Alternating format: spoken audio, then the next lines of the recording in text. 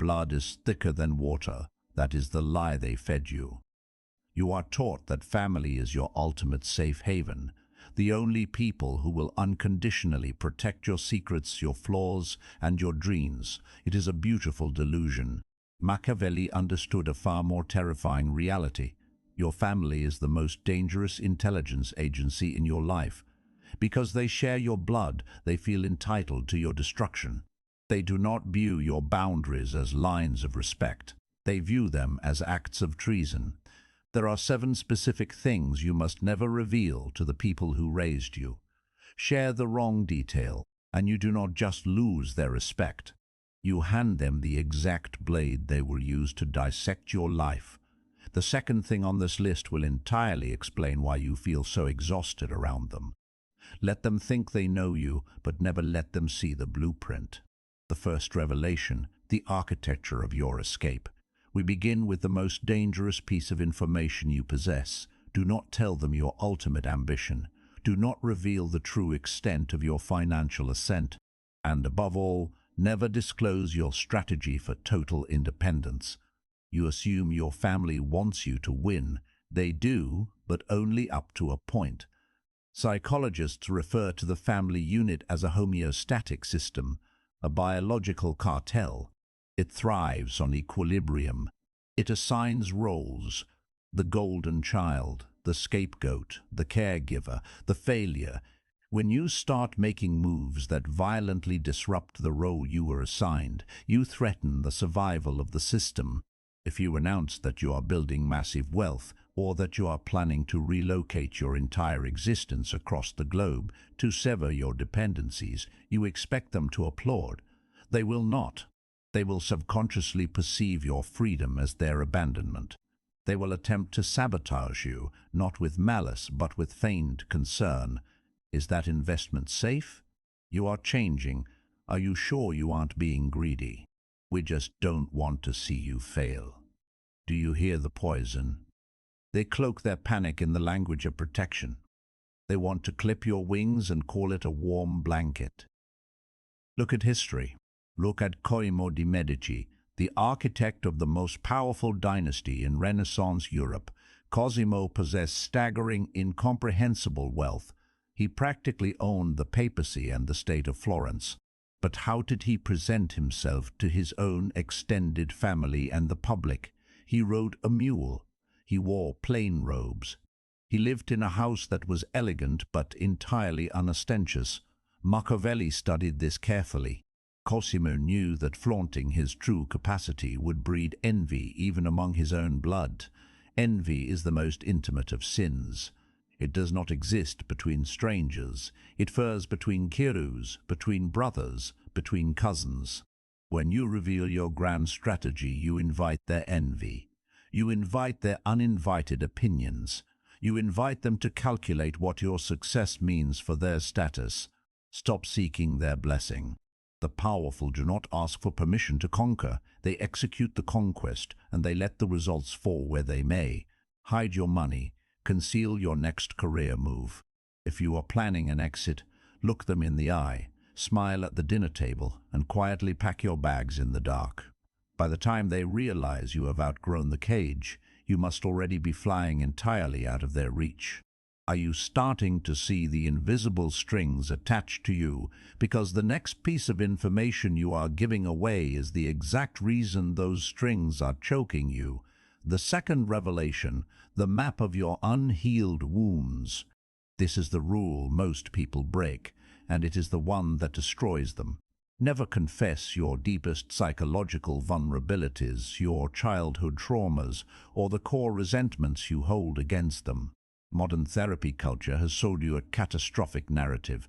It tells you that if you sit down with your parents or siblings, look them in the eyes and explain exactly how they damaged you, they will suddenly experience a profound awakening. They will weep. They will apologize. You will heal together. Erase this fantasy from your mind. When you hand your family the map of your psychological wounds, you are not handing them a tool for healing. You are handing them ammunition. Machiavelli wrote in The Prince regarding fortresses, "A ruler should never build fortresses against his own people. for they will simply become prisons. When you expose your deepest vulnerabilities to your family, you think you are building a bridge. You are actually showing them exactly where your walls are weakest. Let us examine the mechanics of family enmeshment.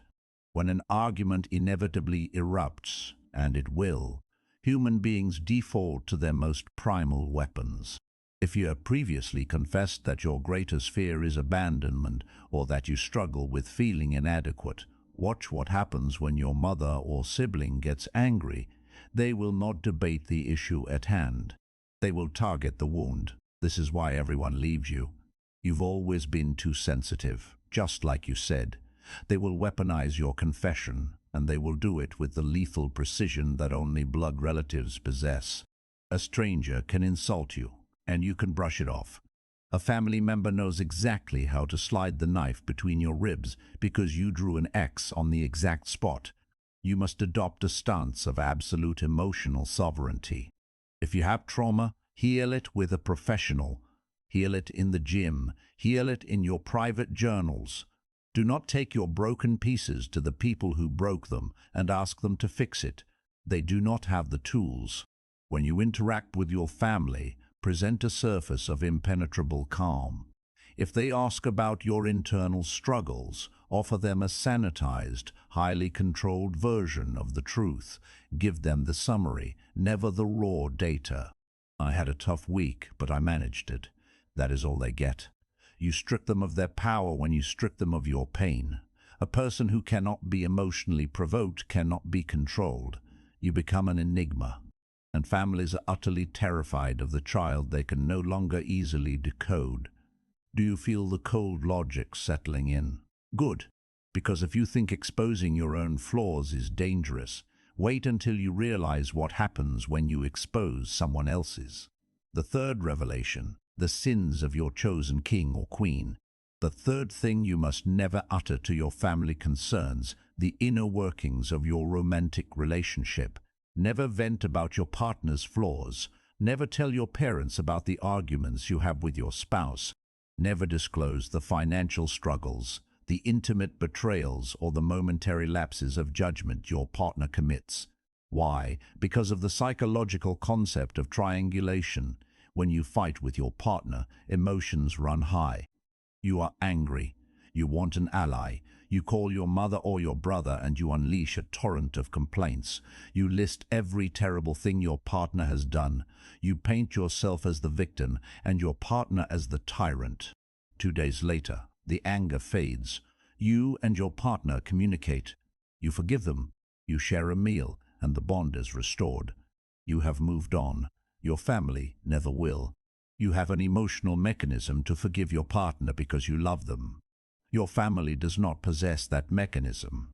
To your family, your partner is an outsider, a foreign entity who has infiltrated the bloodline.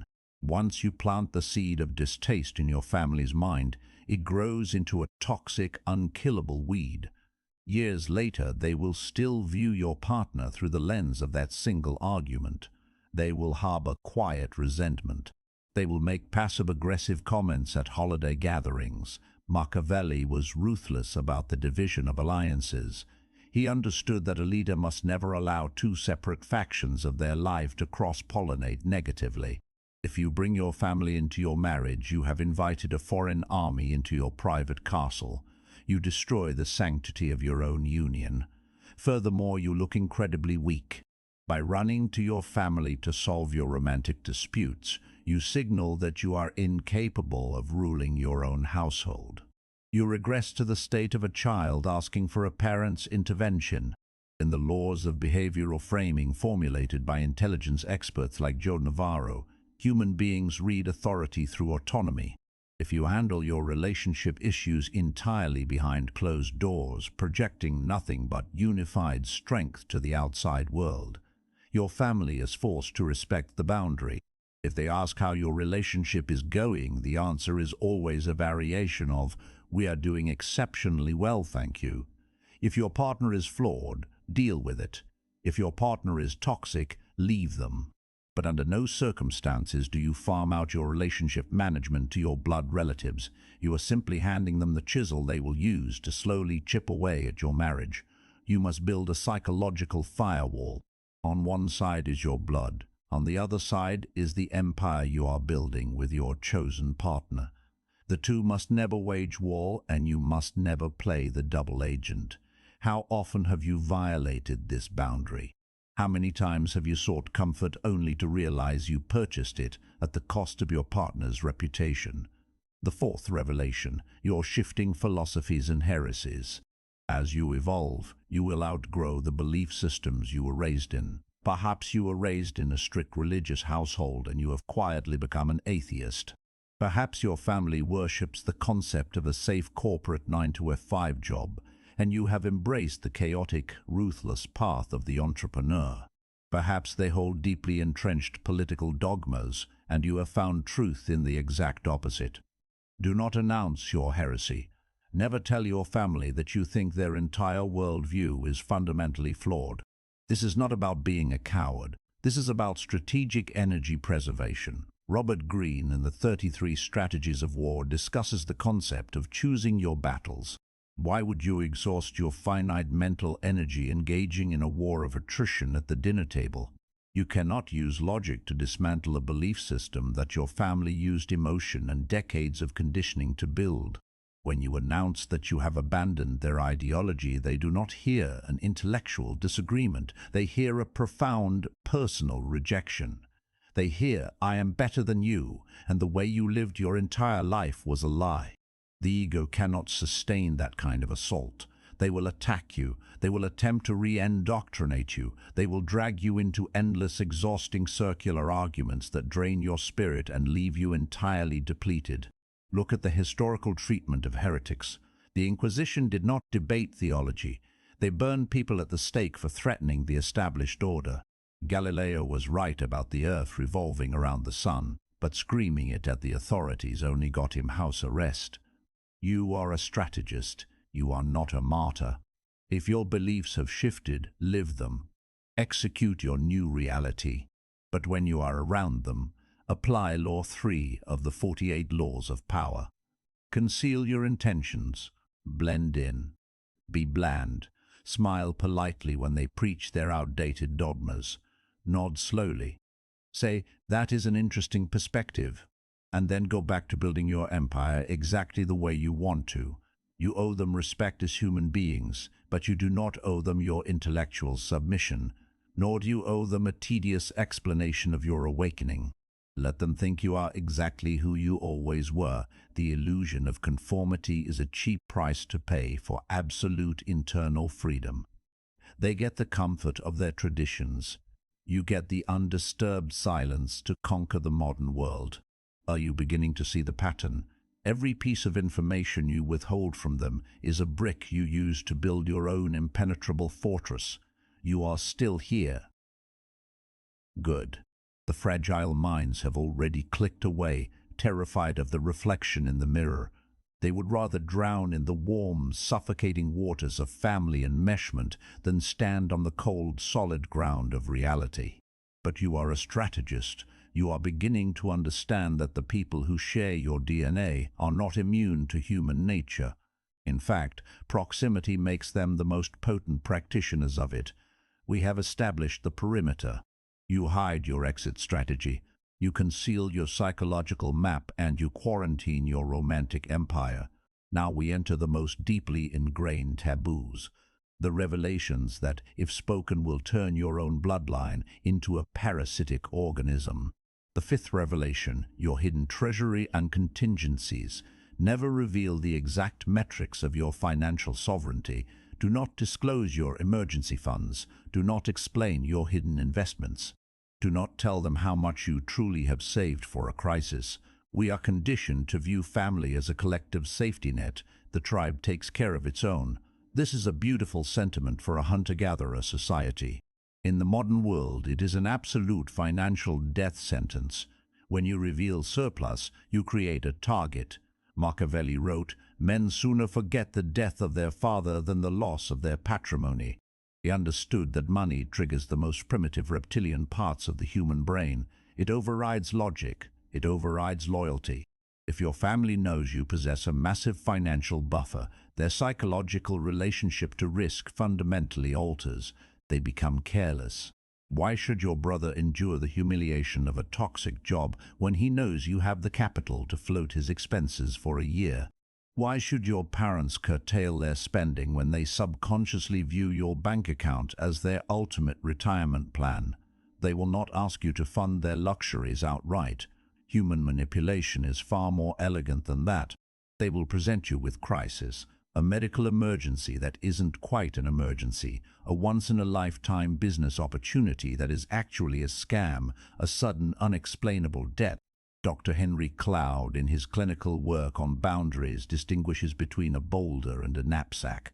A boulder is a genuine crisis where a person is crushed and requires a community to lift it off them.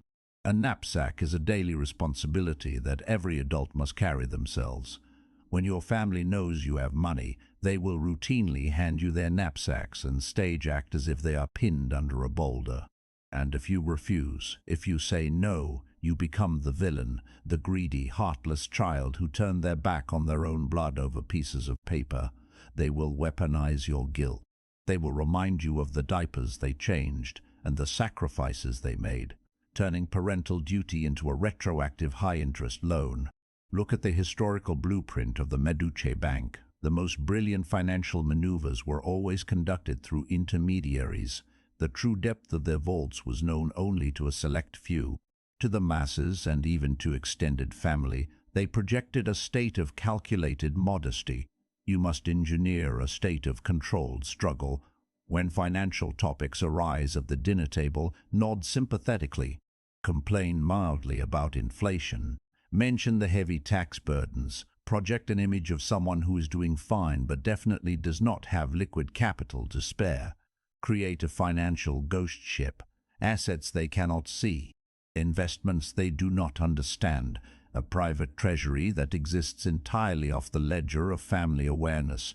You are not being greedy. You are preserving the relationship by removing the temptation of your money. You force them to love you for your presence, not your utility. You force them to stand on their own 2 feet. True financial power does not flex, it hides. The 6th revelation, the graveyard of your regrets. There is a terrifying urge within the human psyche to be completely, totally known. We carry the heavy, rotting corpses of our past mistakes, our moral compromises, our legal gray areas, the people we have ruthlessly betrayed to get where we are. Sometimes the weight gets too heavy. You look at your mother, your father, or your sibling, and a sudden desperate urge to confess washes over you. You want absolution. You want them to hear the worst thing you have ever done and say, "I still love you." Bury that urge. Bury it deep and never dig it up. Your family is not a priest in a confessional booth. They are a jury that never adjourns.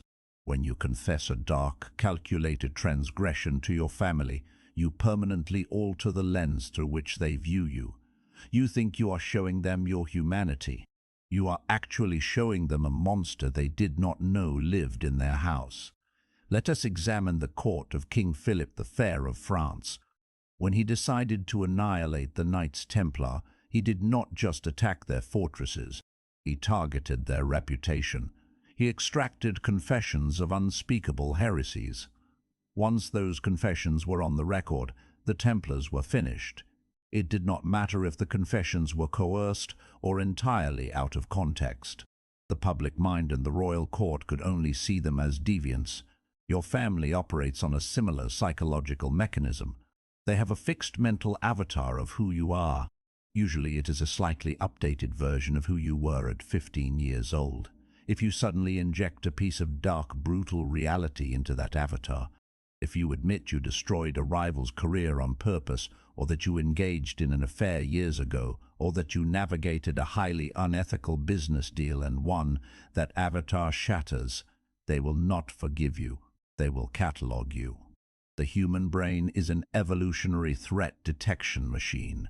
It catalogs predators, When you confess a ruthless act, your family subconsciously recategorizes you.